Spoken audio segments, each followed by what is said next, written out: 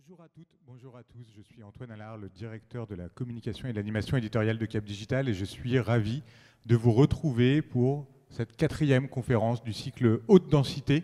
Une conférence qui, on va très vite l'aborder, s'intéresse aujourd'hui à la thématique de l'économie numérique circulaire. La 4e édition donc d'un cycle qui, vous le savez, s'attache à explorer les enjeux de l'innovation dans le domaine de la haute densité, c'est-à-dire du HPC et de l'innovation deep tech. Aujourd'hui, on va s'intéresser à tout ce qui a trait à l'économie circulaire, c'est-à-dire à la capacité à valoriser des déchets numériques, en l'occurrence en ressources. Mais avant d'en parler et avant de rentrer dans le cœur de la discussion, je tiens à donner la parole à François Sabatino, président d'Eclairion, et Carlos Cunha, délégué général de Cap Digital, les deux co-organisateurs de l'événement. Messieurs, c'est à vous. C'est moi qui démarre. Donc bonsoir à toutes et tous, bienvenue chez Cap Digital, donc Carlos Cunha, délégué général.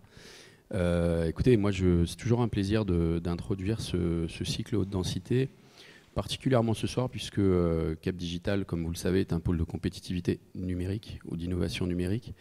Et je dis souvent qu'on a la responsabilité de réfléchir à l'impact du numérique et du numérique au service de la transition écologique, mais aussi du numérique en tant que tel et de sa responsabilité sociétale, environnementale, et qu'on reprend d'ailleurs dans notre feuille de route stratégique 2026.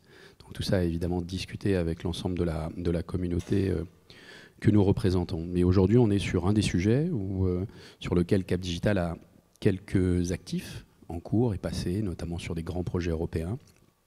Pour ne pas les citer, CircBoost, dans le domaine de l'économie circulaire du bâtiment, et puis DigiCirc, qui de la même façon adressait le sujet de l'économie numérique circulaire dans le domaine de l'aménagement. Donc on est ravis d'avoir discuté de tout ça avec François et avec nos partenaires que je vais citer, mais voilà, je voulais commencer par vous citer ça. Et puis on est rattrapé aussi par la loi, heureusement, et elle est bien faite.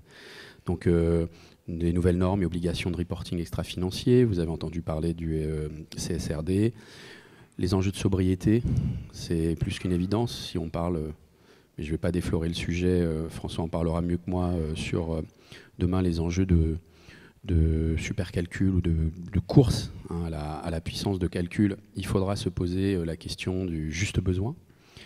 Sinon, on n'y arrivera pas, de toute façon. Et comme on est tous convaincus ici que l'IA peut nous apporter du bien, il faut qu'on soit aussi très attentif à ce que cela soit réellement applicable dans une vie réelle. Sinon, on va être obligé de renoncer à cette formidable puissance. Vous dire aussi que au-delà du discours, il y a aussi des actes. On va bientôt annoncer le lancement d'un programme régional, francilien. Je tiens à remercier d'ailleurs le Conseil régional Île-de-France pour sa confiance, qui consiste à accompagner les PME du numérique francilienne dans leur démarche numérique responsable. Donc c'est une grande première. On lance ça en fin d'année avec 2 ans de programme où nous allons accompagner 90 entreprises dans leur démarche numérique responsable. Pour l'instant, le notre code, c'est NR for Île-de-France. On vous dévoilera la marque finale dans quelques jours ou quelques semaines.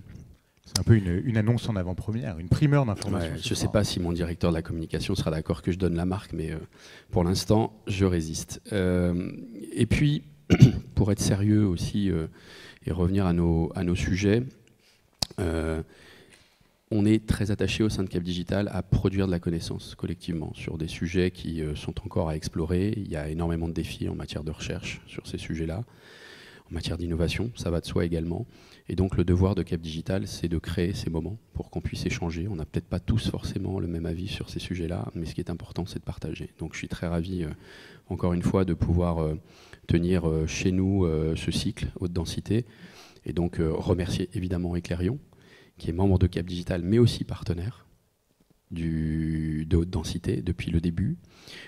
Citer l'IMT, le soutien également de TerraTech, et tous les adhérents qui ont répondu ce soir présents et qui acceptent de partager aussi leur expertise sur leur sujet, leur expérience. Donc Ariane Robineau de Carnot, Julien Rouzet de Soft et puis Jawar qui est là. Merci Jawar aussi d'être là pour Sysnaps. Voilà.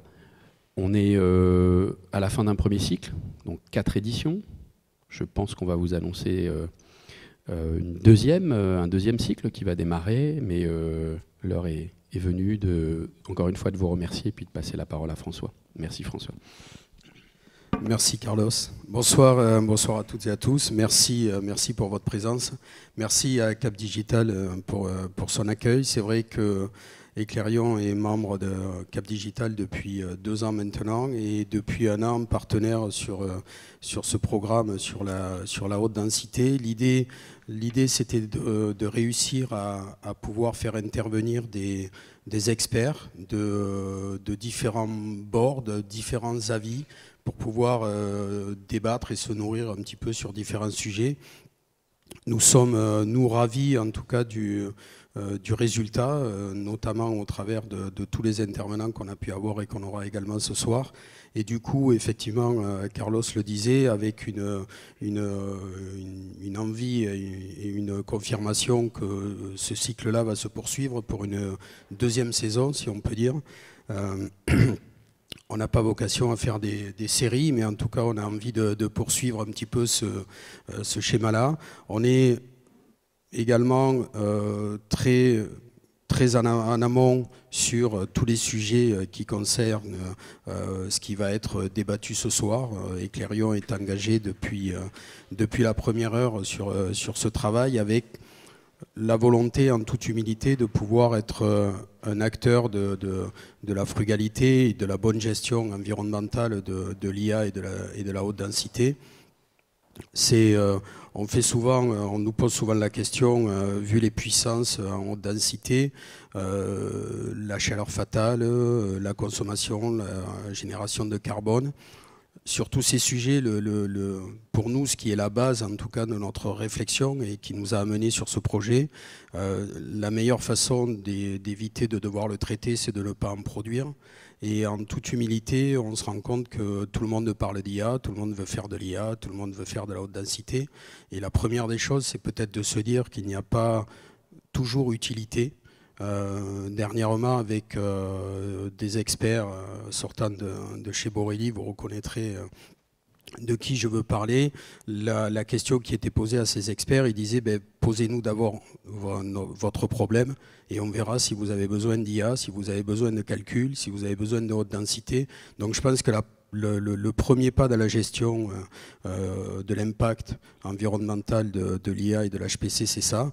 En tout cas, nous, on est ravis de poursuivre. On va également, en parallèle de ce cycle de haute densité, on va essayer d'établir avec nos partenaires et nos intervenants une espèce de livre blanc. Alors moi, je ne suis pas très fan des livres blancs de 300 pages qu'on a du mal à lire. Donc on va plutôt...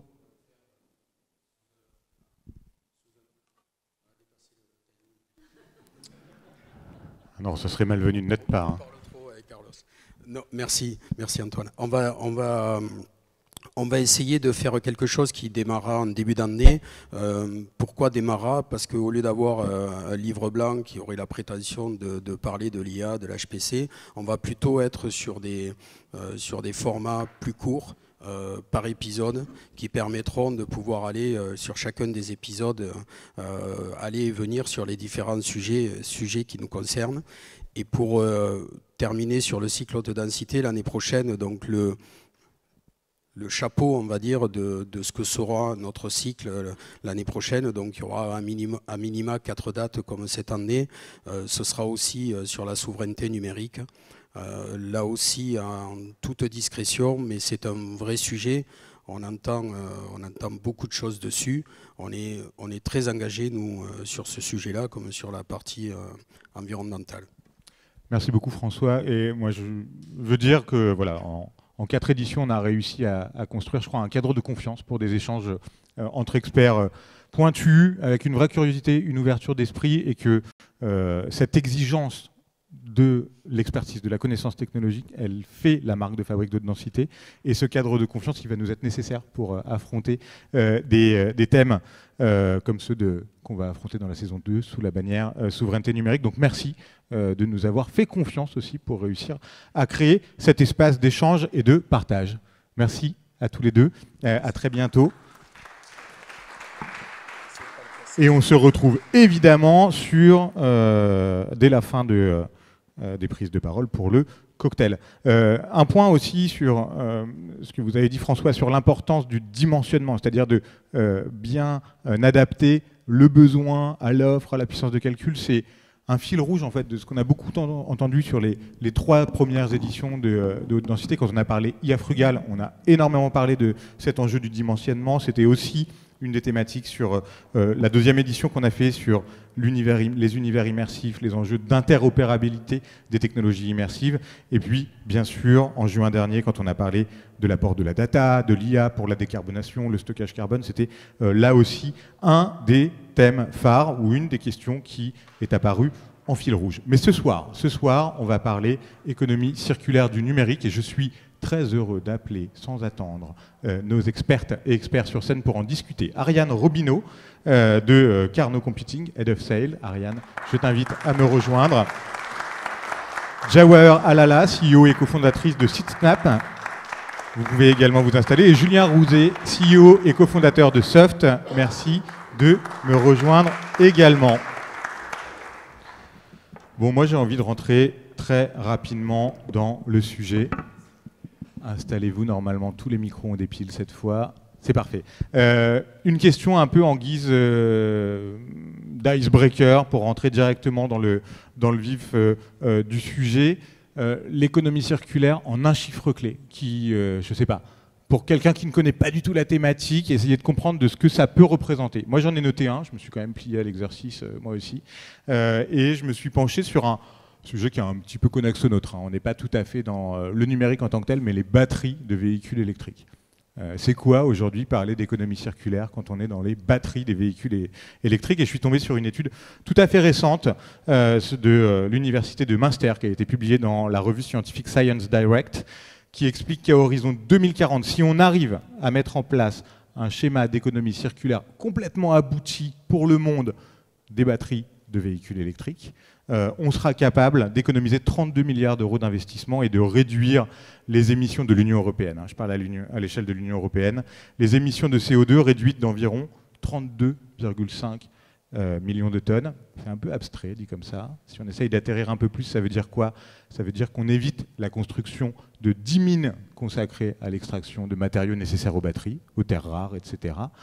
Et ce serait 55 usines de recyclage construites sur le sol à horizon 2040. Je trouve que ça pose bien quand même ce que ça traduit en termes de compétitivité, mais aussi de réduction de l'impact environnemental, que de se poser la question de l'économie circulaire. Un chiffre clé de votre côté que vous voulez partager? J'ai l'impression que j'ai pas le choix.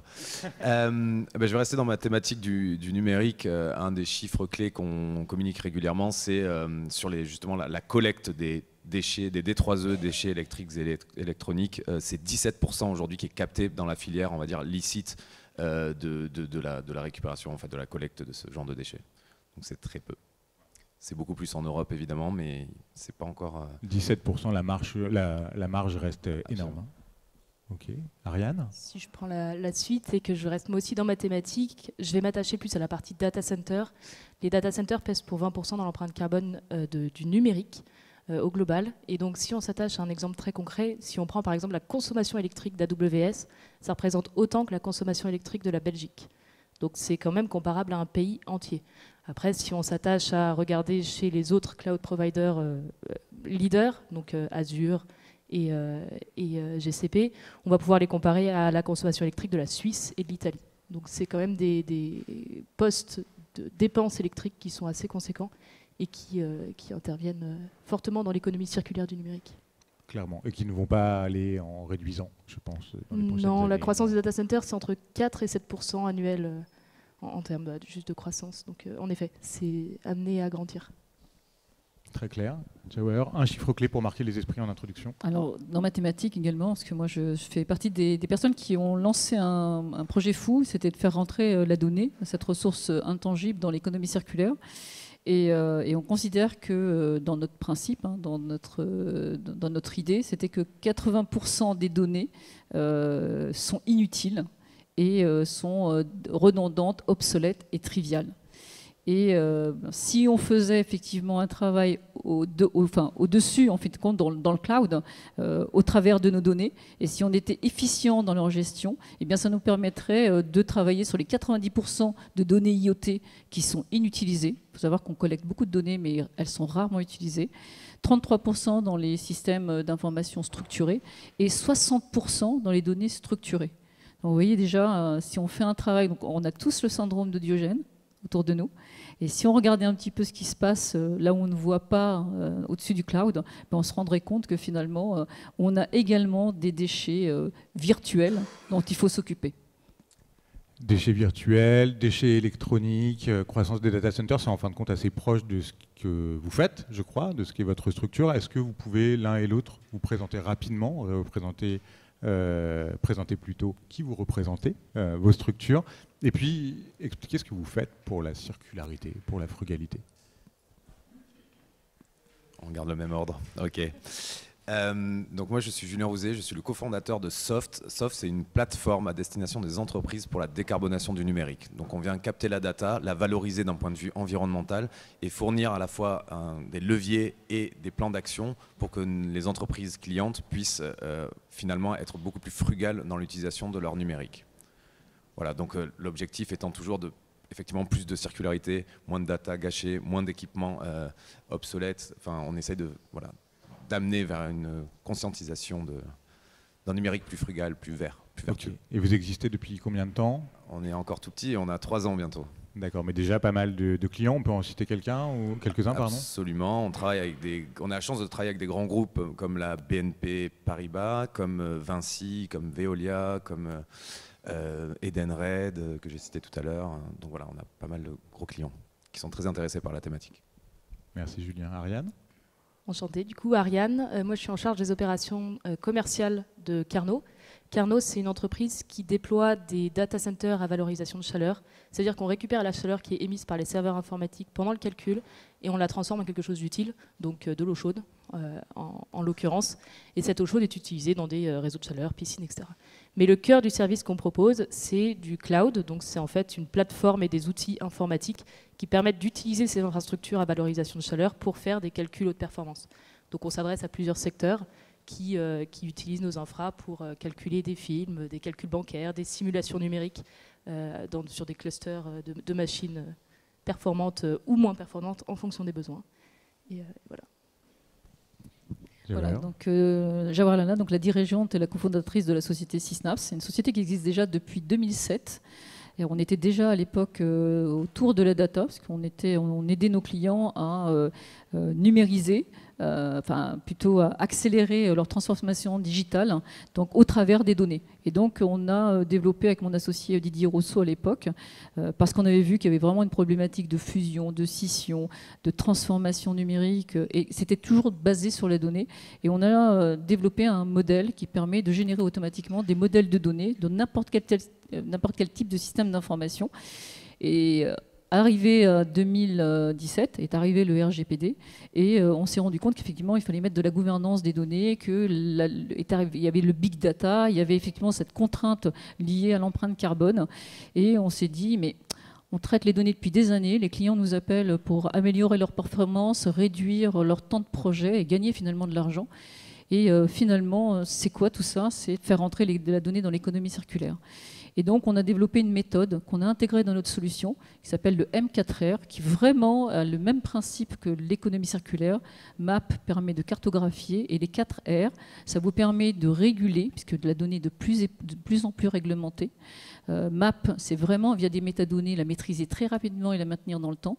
Le deuxième R, c'est Reduce. On réduit son impact donc, de stockage, son impact énergétique, son impact sur la personne, parce que les droits des personnes RGPD imposent lorsque la finalité est atteinte, de gérer vraiment le cycle de vie de cette donnée qui n'est pas éternelle. Vous avez ensuite le recycle, donc je rejoins effectivement mes camarades, qui est effectivement la donnée, elle a un niveau de disponibilité. On n'a pas besoin de toutes les données dans le système, il faut trouver un vol de croisière et en plus c'est super, vous gagnez de l'argent. Et donc là l'idée c'est de les mettre dans des espaces de moins en moins énergivores et demain de de mettre en veille les serveurs. Et ensuite, on a le reuse, parce que dans l'économie circulaire, il y a aussi cette notion de réemploi de la donnée. Et ce réemploi, c'est d'être en mesure d'avoir de l'open data, d'avoir des données mutualisées, ces données d'historique qu'on va vraiment garder, cataloguer pour pouvoir les réutiliser pour le bien commun et l'intérêt général, et donc pour la durabilité. Voilà. Très clair. Et moi, première question qui me vient quand on a abordé le sujet, c'est l'économie circulaire.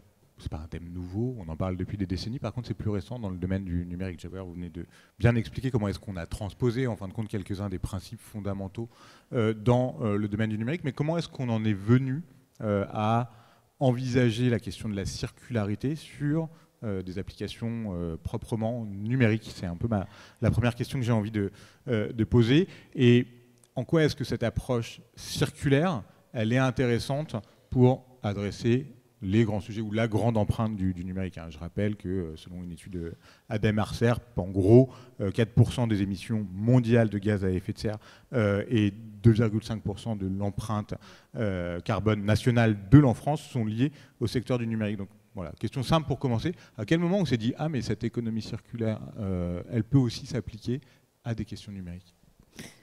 Alors je vais reprendre. En gros, nous, on avait fait pas mal d'études et on avait vu qu'il y avait deux problématiques dans la donnée. C'était son stockage, son impact spatial et les processeurs.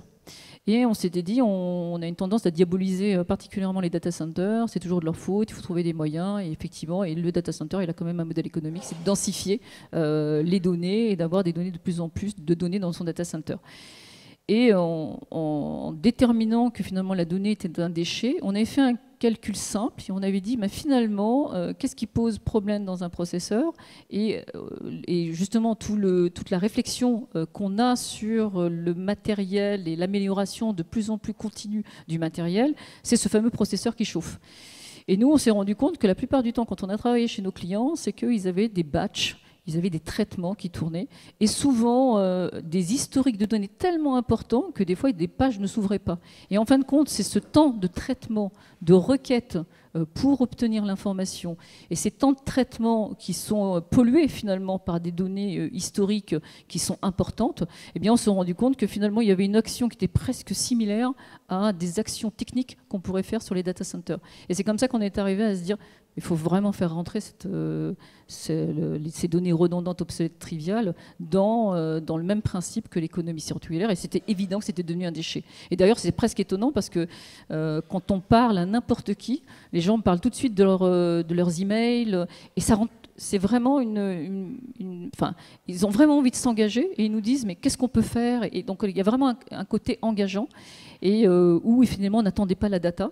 Mais ce serait bien de s'en préoccuper parce que quand on sait que Microsoft est en train achète une centrale nucléaire aux États-Unis et que derrière pour sa propre service pour 20 ans, on se dit que s'il fait ça, c'est qu'il y a un vrai problème énergétique. Et on sait qu'en France, on a un vrai problème énergétique.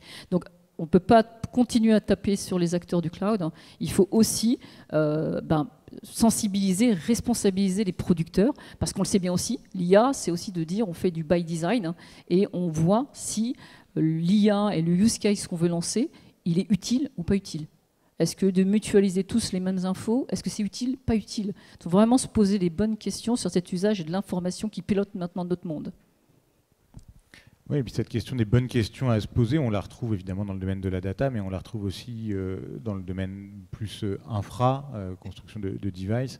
Vous évoquiez aussi l'énergie consommée, mais l'enjeu, quand on est dans la dynamique circulaire, c'est aussi de récupérer l'énergie produite, la chaleur notamment. C'est ce que vous faites, en gros, si j'ai bien synthétisé chez Carnot. Est-ce que, Ariane, tu peux nous expliquer comment est-ce que tout ça fonctionne? Où est-ce que ça existe, cette technologie, et qu'est-ce que ça permet de faire concrètement? Volontiers. Peut-être pour un petit historique, cette techno, elle est venue de l'observation de notre fondateur, Paul Benoît, qui il y a 14 ans, donc il était un peu en avance de phase, a vu qu'un serveur, ça chauffe, jusque-là on est tous d'accord, et en fait il se servait de son ordinateur portable en hiver à vélo pour se chauffer le dos en rentrant chez lui. Et donc à partir de là, il s'est rendu compte, il travaillait à la Société Générale, et il s'est rendu compte que les salles de serveurs faisaient un bruit fou, chauffaient beaucoup, et surtout que cette chaleur, elle était considérée comme un déchet. Tu as utilisé le mot déchet tout à l'heure, c'est la même chose en fait. C'est vraiment trouver les déchets et les considérer comme une valeur dans un autre secteur.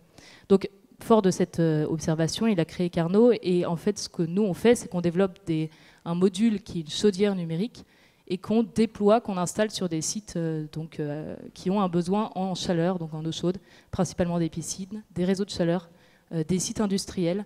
Et ça, c'est ce qu'on fait. Alors, on le fait principalement en France, mais on est aussi en train de se déployer en Finlande, en Italie et dernièrement en Belgique. Donc, ces sites-là sont accessibles via tous les outils dont je vous ai parlé auparavant. Petit chiffre clé encore, parce que j'aime beaucoup les chiffres. Tous les data centers qui vont être construits dans le cadre du Grand Paris, ça représente environ, en consommation électrique encore, 1/3 de la consommation électrique du Nigeria. Simplement dans le cadre du Grand Paris et des nouveaux data centers construits. Donc ça, c'est aussi quelque chose à prendre en compte, et du coup, je te rejoins complètement sur les aspects d'utilisation et de rationalisation des besoins. Si on construit des data centers, c'est qu'il y a aussi des besoins derrière. Bon, dans le cadre de Carnot, c'est des data centers qui sont vraiment spécialisés dans le calcul, puisque c'est en fait ça qui produit de la chaleur. Le stockage peut en produire aussi, mais dans moindre mesure. Donc en fait, on valorise cette chaleur du calcul informatique pour la considérer comme une valeur ailleurs. Est-ce que tu peux nous donner quelques indicateurs sur, concrètement, ça permet de quoi à l'échelle d'une infra, d'un bâtiment, d'installer un QBX Carnot relié à son circuit de chaleur? Alors déjà, on en installe plusieurs dizaines par site. Le but, c'est vraiment de créer des mini data centers, des clusters de calcul qui permettent d'accéder à une puissance assez conséquente. On a aussi une approche edge, donc on a une partie de notre infra qui est un peu en edge. Maintenant, on se focalise sur créer des gros sites qui nous permettent de déployer des tâches de calcul vraiment conséquentes.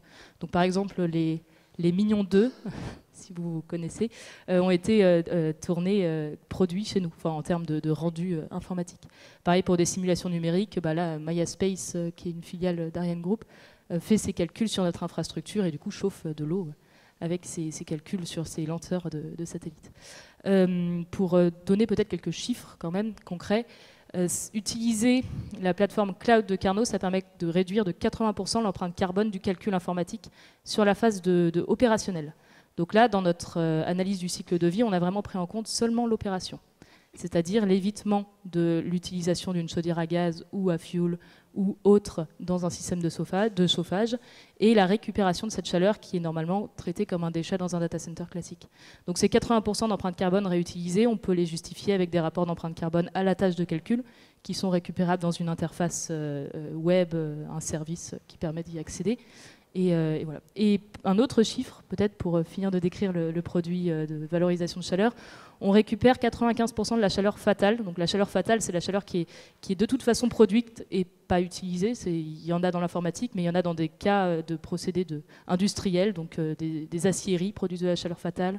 Il y a pas mal de choses qui en font. Le nucléaire produit de la chaleur fatale, etc. Et nous, cette chaleur fatale, on la récupère à 95%. Donc il y a toujours des pertes dans le module qu'on continue quand même à essayer d'améliorer, mais on est quand même assez fiers de ce chiffre. Et je voulais le mentionner. Carrément, Julien, je me tourne vers toi maintenant. Chez Soft, en fait, vous maîtrisez un petit peu tous ces sujets-là, qu'on soit sur le sujet data, infra, et vous avez une approche un peu holistique, je pense, de la question. C'est bien ça. Est-ce que tu peux nous dire, est-ce qu'il y a un grand oubli pour poser un peu le cadre quand on parle d'économie circulaire du numérique? Est-ce que tout ce qu'on vient de se dire, il y a une zone d'ombre, un angle mort qu'on n'a pas encore abordé? Et puis nous expliquer, moi, ce que je trouve hyper intéressant chez vous, c'est en gros que cette approche-là de toute la décarbonation de l'environnement IT, il doit aussi se faire dans une perspective évidemment business, autant que d'enjeux de frugalité, soutenabilité. Alors, pour les premières zones d'ombre qu'on va retrouver dans le numérique responsable aujourd'hui, le numérique, tout à l'heure tu te demandais pourquoi la circularité avait fini par atterrir dans le numérique. Nous, on a quand même une petite théorie à notre échelle, c'est que le numérique est arrivé dans nos vies un peu plus tard que l'aviation, que l'automobile, etc. Donc c'était le temps aussi qu'on arrive à une certaine maturité, une certaine maîtrise du cycle de vie de ce secteur-là. Et au sein maintenant quelles sont encore les zones d'ombre qu'on peut trouver, alors un des premiers sujets, c'est l'opacité des fournisseurs. Les grands fournisseurs qui ont été cités par mes deux camarades.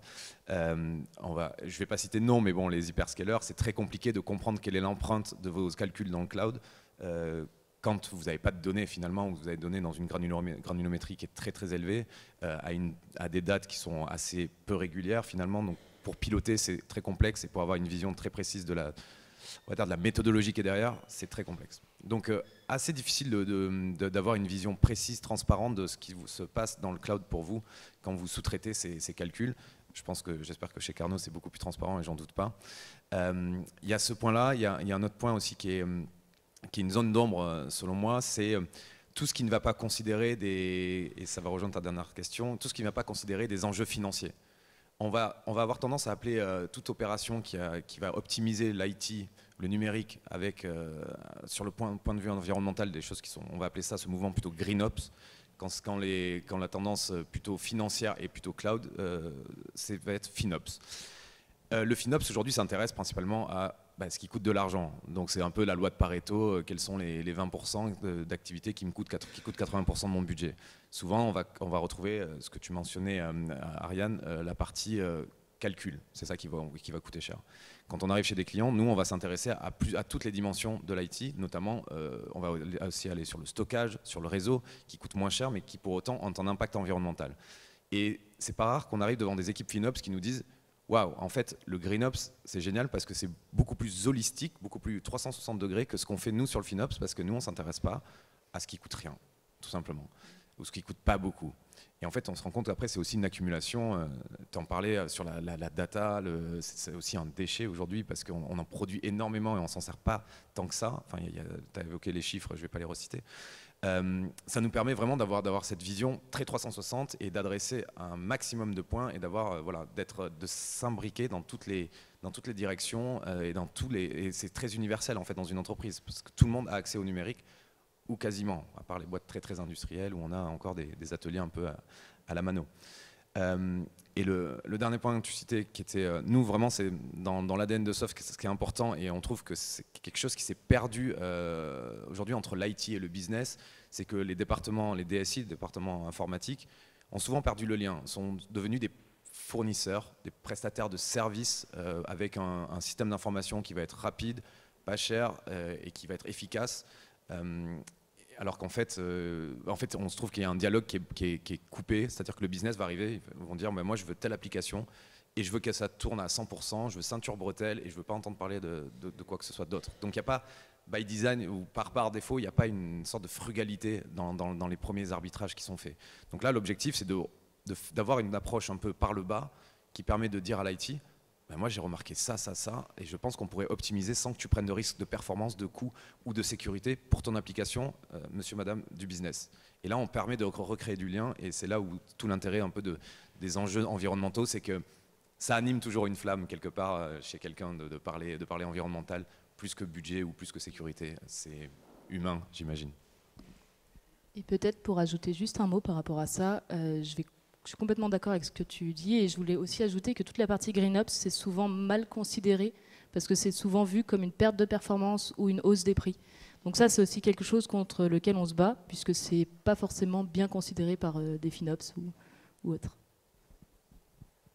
Constat partagé sur ce point-là. Vous connaissez bien quand même les indicateurs extra-financiers. Oui. Nous, en plus, pas vraiment, parce qu'à l'origine, il faut quand même avouer que chez nous, le green est la cerise sur le gâteau.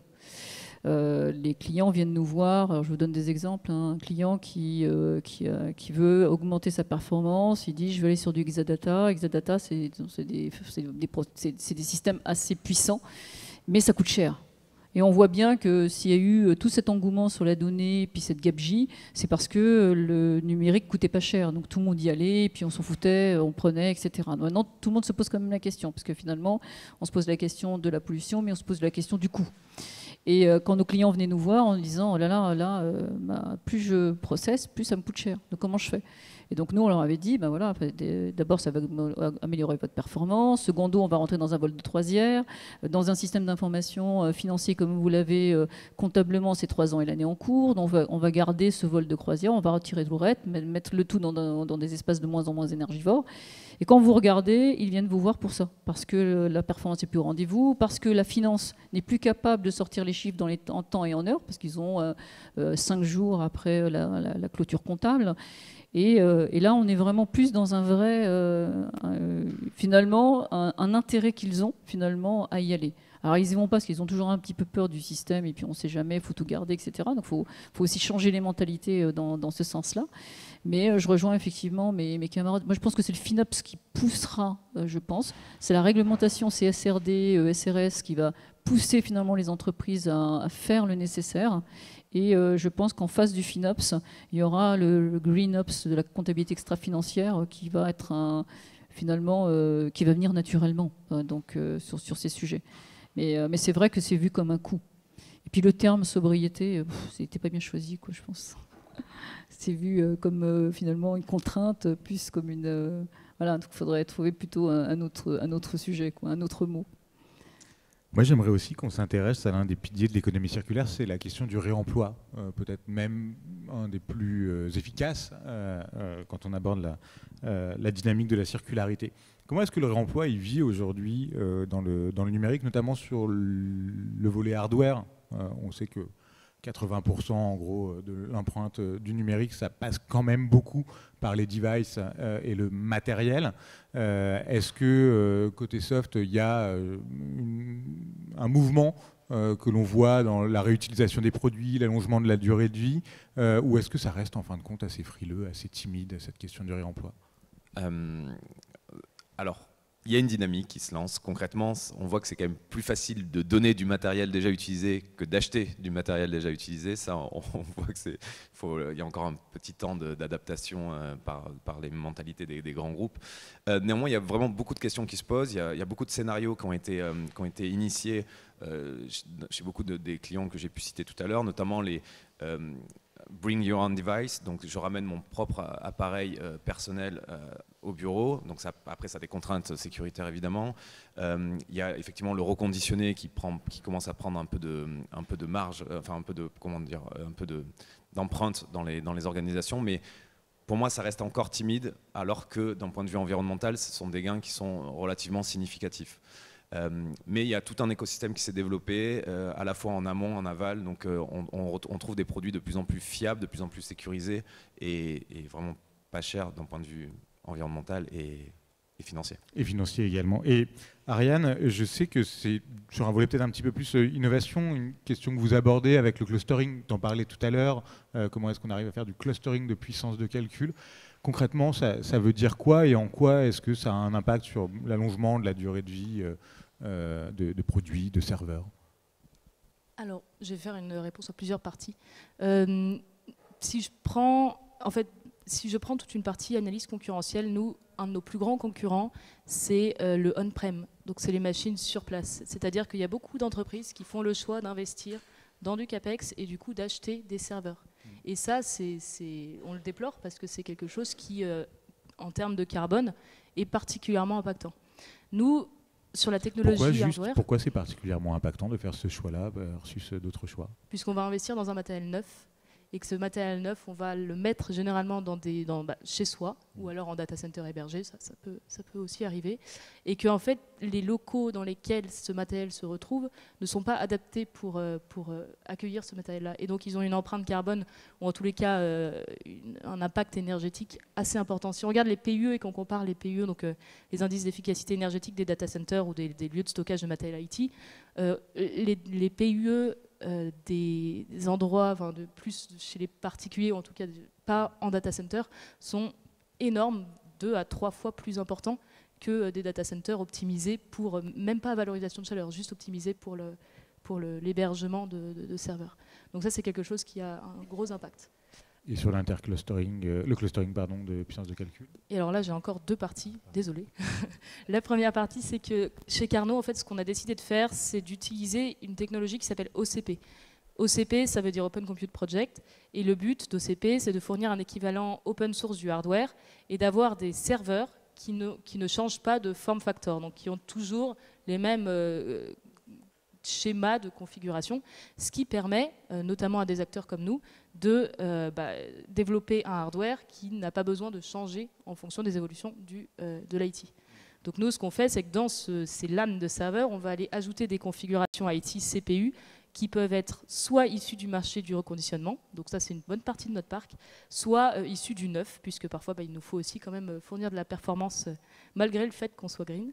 Et du coup ça c'est aussi quelque chose qui nous permet de réduire l'empreinte sur la partie IT. Enfin, le clustering, alors, je ne sais pas si ça a un impact direct sur l'empreinte carbone, mais ce que ça permet de faire, c'est que ça permet de mettre plusieurs serveurs en réseau et de créer des grappes de calcul plus importantes, ce qui permet d'accélérer et d'absorber un calcul très, très conséquent. Donc il y a tout un travail de R&D assez important, autant en hardware qu'en software, pour optimiser tous les échanges mémoire entre les CPU et du coup rendre un cluster performant et permettre à un calcul d'être traité plus rapidement. Donc cette partie clustering, nous on travaille dessus dans nos chaudières, mais aussi au-delà de ces chaudières-là, en mettant plusieurs serveurs en parallèle et du coup en permettant à des acteurs d'éviter de réacheter ou réinvestir des serveurs pour un pic de débordement, un besoin ponctuel, et de pouvoir du coup le louer un cluster dans le cloud chez nous, par exemple. Merci beaucoup. Et maintenant, j'aimerais qu'on essaye d'aborder la question d'un point de vue très pratico-pratique. Admettons, je suis un DSI d'une grande entreprise du CAC 40, je suis un CEO d'une start-up numérique innovante lancée il y a 18 mois en région Île-de-France. Je veux avancer rapidement sur l'économie numérique circulaire. Par quoi je commence? Qu'est-ce que je fais? Donc j'ai bien compris, je ne construis pas ma salle serveur et je ne mets pas mes serveurs en propre. Qu'est-ce que je peux faire d'autre? Par quoi est-ce que je commence et comment est-ce que je construis ma roadmap dans ces deux cas de figure-là? Peut-être Julien et Jawer, vous êtes sur vos... La data. Si on parle aux spécialistes de la circularité, donc ceux qui vont travailler dans les départements RSE, généralement des entreprises, le premier point dur qu'elles vont vous remonter, que les personnes vont vous remonter, c'est on a de la data, mais elle est très hétérogène et on l'a une fois par an, donc le pilotage, on est au niveau 0. Donc le premier sujet, c'est vraiment comment on collecte la data, comment on s'assure d'avoir une alimentation régulière de nos dashboarding ou de nos tableaux de bord de pilotage.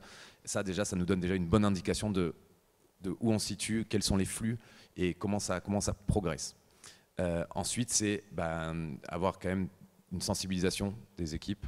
Ça, c'est super important de savoir que les collaborateurs comprennent quels sont les enjeux principaux du numérique responsable. Comme tu disais tout à l'heure, Antoine, 80% en France, dans un pays à l'énergie très décarbonée, 80% de l'impact environnemental, ça vient de la fabrication des appareils. Donc ça, si on comprend ça, on a tout de suite compris que les leviers, c'est allongement de la durée de vie et pas de suréquipement. Ça va assez vite, c'est assez simple. On peut après, il y a d'autres alternatives comme le reconditionné. Bref, donc il y a vraiment ce côté sensibilisation qui est très important. Il existe tout un tas de dispositifs comme la fameuse fresque du numérique que tout le monde connaît plus ou moins maintenant. Vient ensuite aussi le sponsorship du top management. Ça aujourd'hui, extrêmement important quand on veut amener une nouvelle initiative dans une organisation, d'avoir un sponsorship fort, parce que c'est ce qui va permettre de pérenniser toute démarche, concrètement. Mais ce qu'on remarque souvent, pour travailler dans une association, dans un chantier qui s'appelle, l'association s'appelle Bois Vista, on travaille sur un chantier qui définit un peu quels sont les grands arguments de conviction pour qui voudrait amener ou mettre sur le tapis une démarche de numérique responsable. On voit que souvent, en fait, à l'impulsion d'une telle démarche, c'est souvent des collaborateurs qui s'organisent entre eux parce qu'ils sont très intéressés par le sujet et ça pousse, et ce qui fait que ça éveille un peu la conscience du top management qui s'empare du sujet pour le pérenniser et pour allouer du temps et une vraie stratégie, une tactique, etc., et un plan opérationnel. Donc voilà, sensibilisation, sponsorship, évidemment la data, donc l'outillage derrière, selon moi.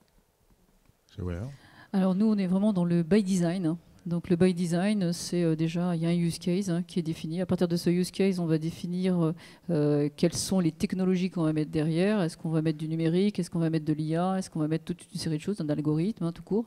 Et l'idée après derrière, c'est le deuxième mot magique, c'est dimensionnement.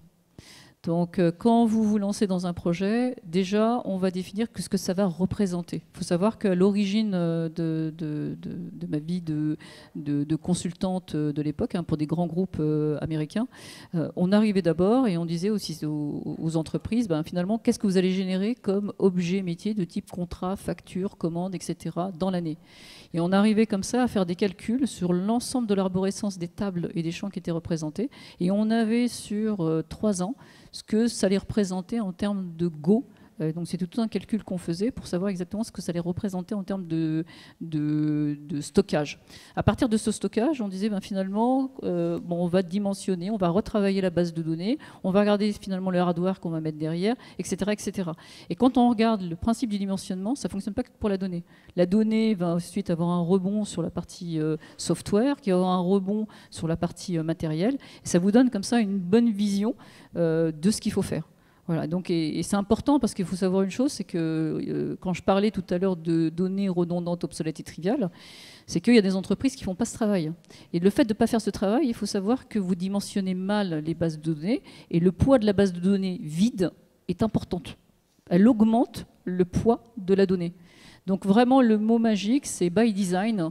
Alors déjà, allez voir mes petits camarades pour leur dire est-ce que finalement ce use case, ce besoin qu'on veut développer, il est désirable. Donc si en face de soi, c'est pas désirable, ça ne sert à rien. Donc on aura beau faire tout ce qu'on veut, on va sortir une fonctionnalité qui ne sera jamais utilisée.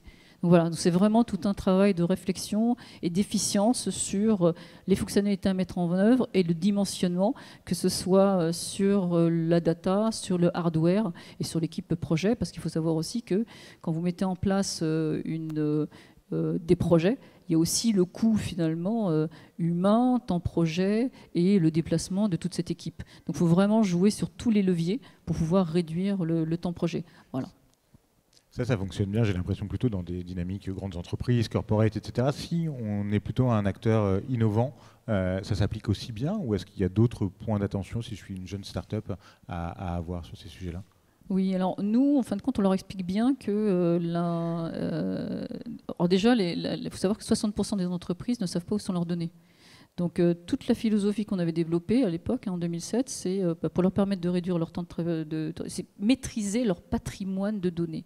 Et je m'entends, un patrimoine de données, c'est important. Pourquoi? Parce que l'Europe a lancé énormément d'initiatives sur la data. Il y a eu la partie stratégie autour de la data. Et ils ont mis du Data Act, du IA Act. On en a dans tous les sens, le Data Altruisme, le Data Governance Act. Voilà. Pourquoi? Parce qu'on s'est rendu compte que l'information, c'était la nouvelle manne de demain. Et qu'est-ce qu'ils disent, l'Europe? Ils disent qu'ils veulent que la moitié de leur économie soit portée par la data. Donc quand on a compris ça, on sait qu'on doit finalement aller vers la donnée, aller vers de l'IA et changer de modèle économique. On parlait de reuse tout à l'heure. Le reuse, c'est justement éviter la collecte inutile. Donc nous, on arrive aussi avec un nouveau fondement qui est un peu difficile à mettre en œuvre, celui-là, parce que tout le monde pense avoir de l'or. Bon, déjà, il faut remettre les choses à leur place. La donnée de qualité peut-être, et éventuellement. Mais en fin de compte, c'est en mutualisant et en partageant qu'on crée de la valeur. Donc quand on aura compris ça et qu'on sera interopérable et qu'on sera on réussira à travailler ensemble sur des problématiques complexes, là finalement le Green Ops, la Green aura vraiment une véritable valeur. Et donc c'est plutôt sur ce sujet où je pense qu'on est encore avant-gardiste chez Sysnaps, oui. Et on n'arrive pas encore à convaincre sur ce partage. Donc en gros, l'une des clés pour le Green Ops et l'upcycling de données, la circularité des données, ça passe par la Data Hub, ça passe par la mutualisation, le développement de plateformes de données sur toute une filière. C'est bien ça que vous êtes en train de dire, en pluriacteur. Oui, tout à fait. On doit créer des communs, on doit travailler ensemble. Regardez la plupart des startups qui se créent. On est maintenant dans des startups qui ont besoin d'un carburant qui est la donnée. Et là, les grosses entreprises sont très frileuses à fournir leurs données. Alors c'est bien maintenant, parce que nous on a gagné le Tech Sprint de la Caisse des dépôts, qui a vraiment, eux, dans leur ADN, l'envie finalement de créer des communs et de la co-innovation. Il faut libérer cette donnée pour que nos startups puissent justement obtenir de l'information et créer de la valeur et de nouveaux modèles économiques. La donnée, c'est aussi des nouveaux modèles économiques, de la fonctionnalité et de la circularité. Ce qui va bientôt arriver, c'est le passeport du produit, pour qu'on puisse avoir une visibilité sur le nombre de matières potentiellement recyclables. Et ils doivent indiquer aussi le pourcentage de recyclabilité. Et si on n'a pas ce type d'information, si on n'est pas capable de la partager, comment voulez-vous qu'une économie de la circularité, de la fonctionnalité, ou même de nouveaux usages puissent se créer Ces pauvres startups, elles ont besoin de libérer cette information. Donc, partageons. Et il y a d'ailleurs le Data Act qui va arriver, qui va permettre effectivement d'ouvrir les vannes. Mais il faut qu'il y ait une envie, une velléité de ces entreprises pour pouvoir le faire. Parce que malheureusement, on a beau lancer des réglementations, on voit plutôt comme un côté bureaucrate. Mais après, derrière, est-ce qu'elles vont le faire? Bon, alors, moi, je suis plutôt fan de tout ce qui est donc la co-innovation et le fait de faire des hackathons. Et que ces entreprises arrivent avec leurs problématiques et qu'elles les donnent à ces jeunes dynamiques et qu'on puisse justement réutiliser et créer de la valeur autour de ces données. Merci beaucoup. Après, il y a une question que je me pose aussi, c'est celle vraiment de la capacité à définir les indicateurs, à s'appuyer sur les bonnes métriques pour une thématique aussi transversale, en fin de compte, que l'économie circulaire du numérique. Et en préparant cette table ronde, une question qui nous est venue en discutant en interne, c'était aussi celle-là, c'est, bon, quitte à jargonner, faire du by design, mais aussi aller sur une forme d'économie circulaire as a service, de dire, regardez, en passant par nos solutions, on est capable d'aller vous dire combien vous allez économiser en émissions carbone, etc. Je crois que chez Carnot, c'est une question que vous êtes pas mal posée aussi sur toute la dimension cloud qui est la vôtre.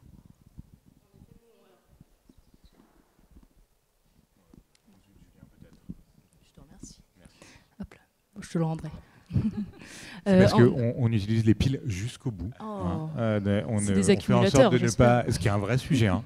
Pour avoir bossé dans l'audiovisuel, je peux vous dire que le non-optimisation des piles dans les micros est un vrai sujet. Voilà. Faudra évaluer ça, faire un petit dans le bilan rapport. Carbone de Cap Digital. De notre côté, oui, en effet, en fait, il y a deux choses qu'on regarde, nous, chez Carnot. Alors déjà, il y a une époque, en fait, on fournissait le service en disant on économise du carbone, vous inquiétez pas. Bon, ça marche un temps, mais au bout d'un moment, ça atteint ses limites. Donc maintenant, ce qu'on fait, c'est qu'on fournit en effet des rapports d'empreinte carbone.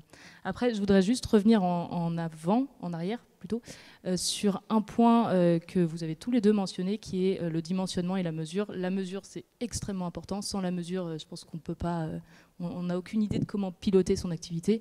Et sans le dimensionnement, on fait des surinvestissements. Et en fait, nous, c'est aussi ça qu'on fait avec nos rapports d'empreinte carbone. C'est-à-dire qu'une observation que j'ai pu faire en parlant avec beaucoup de clients, en tout cas de représentants du secteur, des secteurs, que ce soit dans le divertissement ou dans les industries, c'est que généralement, on dimensionne sa ferme de manière à pouvoir absorber le besoin max, ou en tout cas un gros besoin, un pic. Et donc, il y a une partie du parc qui va être vide ou sous-utilisée par rapport aux besoins réels de l'entreprise. Donc ça, c'est aussi un réel problème. Donc bon, pour revenir, je voulais appuyer ce point-là. Pour revenir du coup sur la partie rapport d'empreinte carbone, en effet, c'est quelque chose de très important puisque de plus en plus, les législations suivent et arrivent dans cette direction-là de déjà mesurer. Donc si on prend par exemple le secteur du divertissement, le Centre national du cinéma met en place des actions pour limiter un peu ces subventions, en tous les cas pour les rationaliser, et demande maintenant à ce que tous les studios qui demandent des aides puissent mesurer leur empreinte carbone. Et donc puissent, avant même de la réduire, être capables de justifier combien ils dépensent sur telle partie du devis, en fait, parce que finalement, c'est très lié au devis. Et à partir de là, je pense qu'ils mettront en place, du coup, toute une partie de réduction dans un second temps. Et donc, être capable de mesurer, donc être capable de justifier avec des rapports d'empreinte carbone qui comparent des activités entre elles. Donc, par exemple, nous, ce qu'on fait, c'est qu'on compare notre impact avec celui d'un data center, puisqu'on a classique, on a un impact, c'est-à-dire qu'on réduit cet impact, mais on l'a. Je pense que tout le monde a un impact. Le net zéro, ça n'existe pas. La neutralité carbone, ça n'existe pas. La compensation carbone, c'est une vaste fumisterie.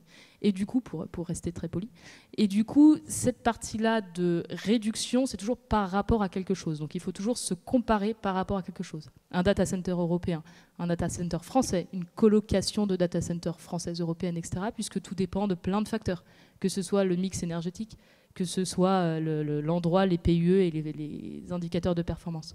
Donc ça, c'est aussi quelque chose de très important à prendre en compte, c'est par rapport à quoi on se compare et par rapport à quoi on réduit aussi. Merci beaucoup. Des points à ajouter de votre côté sur cet enjeu-là ou... Moi, j'ai juste besoin de mes petits camarades pour avoir le PUE, sinon je suis incapable de faire des calculs. Et en gros, je majore le coût de ma donnée, donc au travers justement des retours PUE que j'ai. Après, c'est en fonction des actions que va faire le client en termes de stockage, en termes de traitement, etc., qu'il va y avoir une différence. Ouais. Tout à fait. Le dernier point, parce que je reviens par rapport à ta question sur les indicateurs, et ça va faire le lien avec ce qu'on s'est dit un peu auparavant, notamment sur la mutualisation, le partage. Alors là, c'est l'instant réclame association. Donc, Boavista, avec qui je travaille sur le chantier, on va développer, on va sortir un livre blanc sur ce sujet-là, justement, sur le numérique responsable, sur quels sont les indicateurs qu'on peut voir dans les grands groupes, parce qu'on a interrogé plus d'une vingtaine de grands groupes assez matures sur la question, quels sont les ROI, quels sont les investissements qui ont été mis sur la table. On espère pouvoir tout publié, mais on verra ensuite après le passage de la communication. Mais voilà, je pense que c'est important aussi au sein de nos activités professionnelles aussi dédier du temps dans ces associations pour le partage, pour la mutualisation et pour aller chercher justement à partager et à évangéliser un peu la thématique. Ça, c'est un super exemple de ce que vous avez mis en place. Je me tourne vers vous deux. Comment est-ce que ça vit aussi en interne, chez Carnot, chez Synapse, les principes d'économie circulaire? Pas forcément que du numérique, au global. Qu'est-ce que vous avez mis en place, que vous pouvez partager très rapidement là, pour que ça inspire aussi tout le monde? Mais nous, de notre côté, déjà, ce qu'on a fait, c'est qu'on a mesuré. Donc, on a réalisé notre bilan carbone. Ça, c'est effrayant.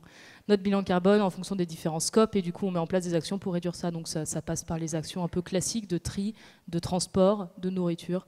Bon, après, on est toujours limité à quelque chose, puisque on a notre impact du quotidien qui est là. Après, on est quand même des gens qui travaillent dans une entreprise qui vise à décarboner un secteur, donc on est par nature assez convaincus par cet aspect-là. Et donc, nos efforts individuels sont aussi en rapport avec notre activité professionnelle. Alors nous, on a lancé des actions de sensibilisation, déjà expliqué, on a rejoint la Fondation Ellen MacArthur pour intégrer finalement la data, cette nouvelle venue intangible dans l'économie circulaire, donc ça a été très bien accueilli. Pas mal de choses aussi, on a été labellisé par la Fondation Solar Impulse, par le Green Tech Innovation, c'est important de l'État pour justement sortir du greenwashing. Je parlais tout à l'heure du tech sprint, et c'est important parce que c'est un peu quelque chose de différent, de différenciant. Il faut que ça rentre dans les mœurs, il faut que ça devienne finalement quelque chose de naturel. Et donc beaucoup de sensibilisation. On a développé aussi des actions de formation très didactiques, et surtout où on fait agir les personnes. Parce qu'il n'y a pas plus pire que finalement de se dire de faire une formation passive sur des sujets ou une sensibilisation. On vous rappelle encore pour une énième fois la politique de l'entreprise qui ennuie tout le monde. C'est vraiment essayer de voir les moyens finalement de leur dire c'est amusant, on a des codes mémotechniques, et en même temps vous allez agir, on va vous donner un petit utilitaire et vous allez pouvoir le faire vous-même sur vos postes pour montrer finalement ce que ça peut faire. Donc voilà, donc c'est vraiment, on agit chez nos clients et en interne également, donc au sein de notre équipe. Donc voilà, on fait les petites actions qu'on peut faire parce qu'on est éditeur on n'a pas vraiment de grosses infrastructures ni autre chose. Donc voilà, c'est vraiment des petites actions de tous les jours sur d'autres sujets, les déchets, enfin toutes les bonnes actions qu'on peut faire en interne, quoi. Super, un grand merci à tous les trois. Je voudrais qu'on prenne 10 minutes maintenant pour peut-être prendre les questions de l'audience, si vous en avez.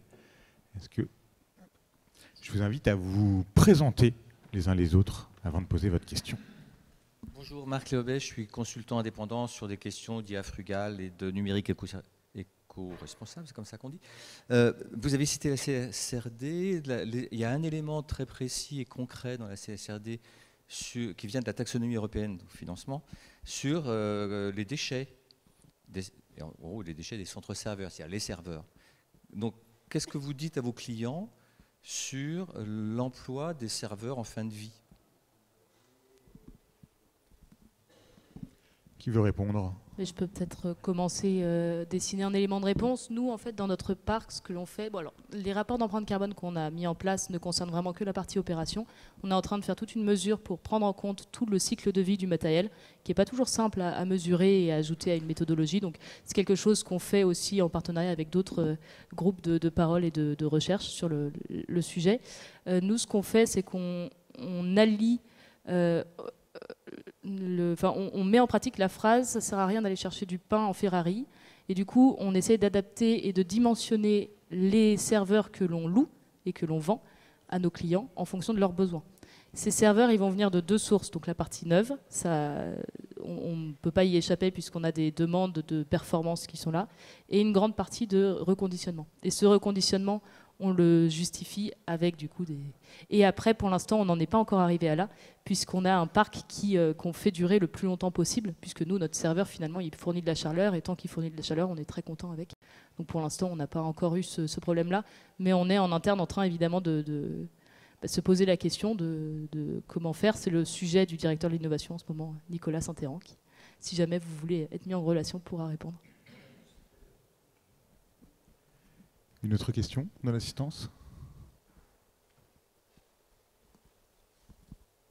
Merci Antoine. Frédéric Bourquin, vice-président innovation de l'Université Gustave Eiffel, qui est donc membre de Cap Digital.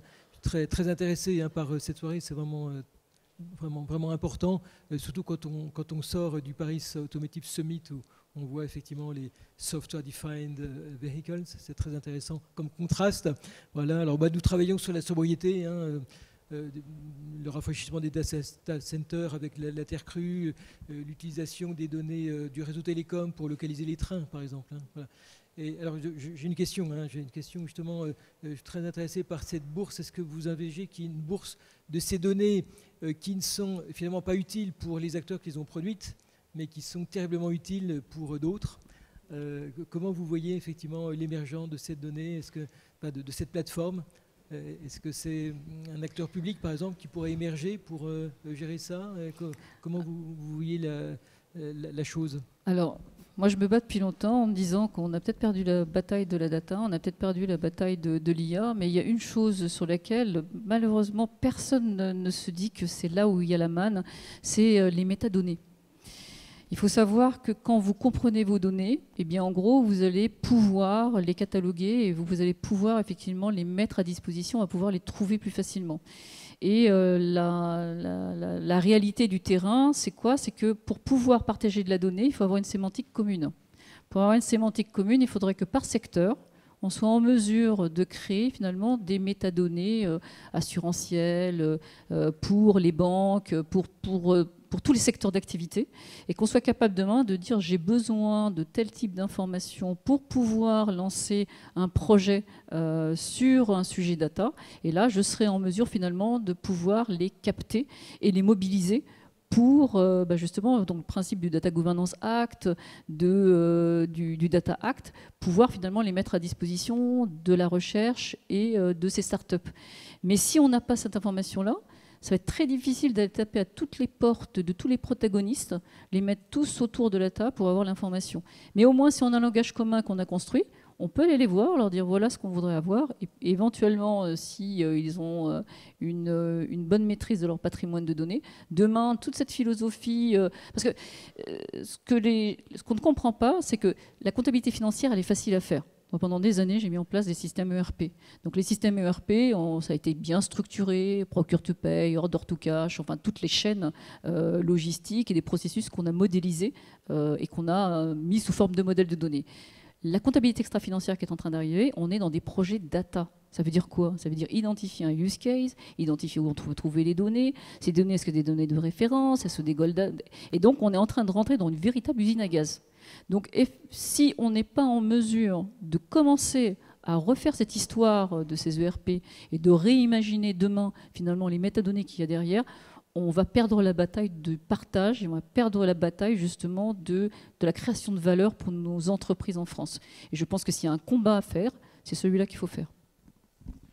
Je me permets juste de préciser quand même que sur tous ces sujets hub de données, data sharing, on a un très bel appel de BPI France qui est ouvert, qui s'appelle Espace de données mutualisées, qui vise justement à réunir tout un consortium pour réussir à créer des data hubs, des plateformes de données qui réunissent tous les acteurs d'une filière. Hack Data Hub, dont vous avez tous entendu parler, le projet TAMI, STEMS sur les données de l'audiovisuel, sont des projets qui sont nés autour de cet appel, qui ont été labellisés par Cap Digital. Donc voilà, si vous arrivez avec des envies, des projets dans le domaine, n'hésitez pas à venir nous en parler. Une question là-bas.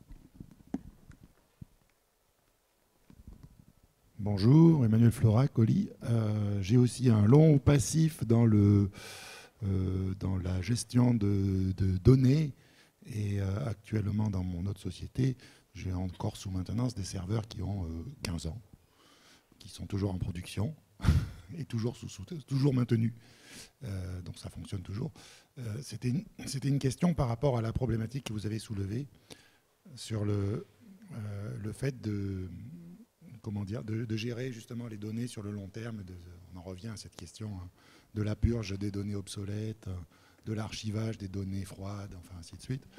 Dans mon historique, j'ai remarqué que c'est très difficile. On en revient toujours à des problèmes financiers, c'est-à-dire que c'est pas une source de profit dans les entreprises, donc ça ne se fait en réalité. Et je pense que c'est la même chose de façon générale sur la question de l'environnement, du green, etc. C'est-à-dire, il n'y a pas une source de profit immédiate, c'est un centre de coût, donc les gens y vont en reculant. Si vraiment, selon comment la boîte est gérée, on dit « Ah, là, on va faire des grosses économies parce qu'on va pouvoir mettre toutes ces données-là qui sont sur ces trucs qui coûtent cher, on va les mettre sur ces trucs qui coûtent pas cher, enfin, ainsi de suite. » Parfois, ça marche, mais même ça, en général, ça ne fonctionne pas. Ça ne fonctionne pas. Et personnellement, ça fait 25 ans que je travaille là-dedans et ça fait 25 ans que je n'ai pas trouvé comment on fait. Et c'est ce qui m'ennuie, c'est qu'on parle aujourd'hui de l'économie numérique circulaire et du passage à l'action. Et on est exactement dans cette même logique. C'est-à-dire, il n'y a pas de rentabilité affichée. Et les gens qui agissent, en fait, ce sont des gens qui sont sous la contrainte réglementaire ou sous la contrainte contractuelle, typiquement. Voilà. Ou d'optimisation. Et la partie optimisation, il y en a un petit peu qui joue. Après, il y en a un petit peu qui joue. On a dit, bien sûr, parce qu'ils y croient, parce que par bonne volonté, ainsi de suite. Mais globalement, c'est quand même très très difficile de faire avancer le schmilblick, quoi. Et après, tu as la partie réglementaire. Parce que nous, on a fait des projets mondiaux sur plusieurs pays, pour 42 pays, pour un gros éditeur de logiciels. Et là, d'un point de vue RGPD, lorsque la finalité de traitement est atteinte, il faut retirer les données et même anonymiser les données. Et donc là, on a des clients qui ont joué le jeu.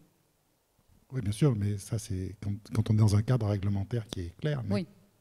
Ce que je disais, c'est la réglementation qui va changer les choses. S'il n'y a pas de réglementation ou de contrat, parce que ça peut être aussi le contrat avec le client qui stipule ou le fournisseur, enfin, qui stipule que les données doivent être effacées, archivées, talala.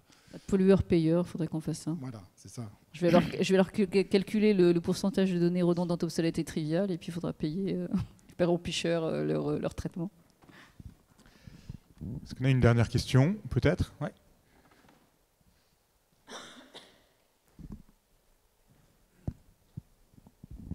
Bonjour, Quentin Vanisso, je travaille sur des sujets de numérique et d'IA responsable, justement.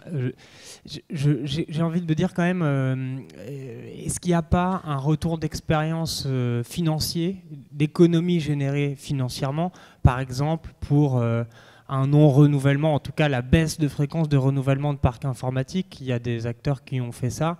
Équiper un poste de travail, c'est minimum 500 000 €. On devrait quand même avoir quelques chiffres, quelques retours. Peut-être que c'est quelque chose que vous travaillez dans votre association. J'ai du mal à croire que ce soit un impact zéro. On a plus de 250 acteurs qui sont engagés dans la démarche de numérique responsable aujourd'hui en France. Donc j'ai tendance à me dire qu'on peut quand même être un petit peu optimiste. Et d'accord, le développement durable et la finance sur le numérique ne sont pas complètement alignés, mais ce n'est pas binaire non plus. J'aime beaucoup cet optimisme en tout cas, merci. C'est une bonne dernière question. Non, tu as raison. Bien sûr qu'on a déjà des retours d'expérience, on a déjà des chiffrages, ce que j'ai appelé le ROI. Alors aujourd'hui, je ne vais pas forcément parler de mes clients, mais c'est ce qu'on veut publier aussi dans ce livre blanc de l'association Boavista. Ouais, c'est indéniable. Je ne vais pas te donner un pourcentage que je vais inventer sur le moment, mais il y a quand même énormément d'initiatives green qui vont quand même dans le sens du financier, clairement. C'est par essence la frugalité. On parlait tout à l'heure de sobriété. C'est vrai que c'est pas très rigolo, c'est le contraire d'ébriété. Donc forcément, on se dit bon, on est en France tout de même. Et bref, mais donc ouais, il y a vraiment des cas d'usage aujourd'hui qui, nous, on appelle ça des business cases où on montre à nos clients, si vous entreprenez une démarche de numérique responsable, il y a des gains à la clé, parce que la langue, enfin, je vais parler de manière très transparente, mais la langue maternelle d'un DSI, c'est l'euro, hein, c'est pas le CO2. Donc si on ne lui parle pas dans sa langue maternelle, ça va être compliqué. Donc c'est important qu'on soit capable de faire le lien entre les deux. Et donc oui, il y a déjà des on a déjà des ROI, il y a déjà des vrais effets positifs à entreprendre une démarche. Mais là où c'est intéressant, c'est quand tu sais que tu vas faire de grosses économies de CO2, mais que potentiellement ça va te coûter un peu plus cher. Du type, tu fais tourner un cluster AWS en Allemagne, on te dit viens en Suède ou en France. Mais en fait, en Suède ou en France, ça va te coûter un peu plus cher. Par contre, tu vas diviser par 6 ou par 8 ton impact CO2 à l'utilisation. Et c'est là où on voit vraiment l'engagement. Super, un grand merci à tous les trois. Je vois qu'il est 19h30, on peut les applaudir effectivement. On va pouvoir poursuivre autour du cocktail. Merci beaucoup pour la clarté. Merci pour ces super métaphores. La sobriété, c'est l'inverse d'ébriété. J'ai noté quoi d'autre? On ne va pas chercher du pain en Ferrari. On a tous le syndrome de Diogène de la data. Je saurai les récupérer et m'en resservir. C'est aussi ça, l'économie circulaire du numérique. Merci beaucoup. Merci beaucoup à Eclairion. On se retrouve donc en janvier pour continuer à explorer des super thématiques autour de la souveraineté numérique et de la souveraineté technologique. Je vous souhaite à toutes et tous une très bonne soirée et à tout de suite pour le cocktail.